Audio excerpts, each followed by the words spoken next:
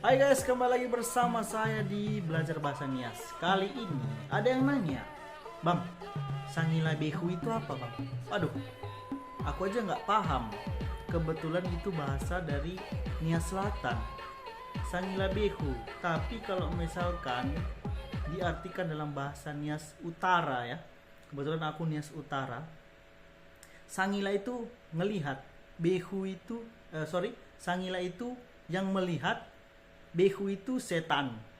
Nah, istilah ini lebih ke apa namanya tuh?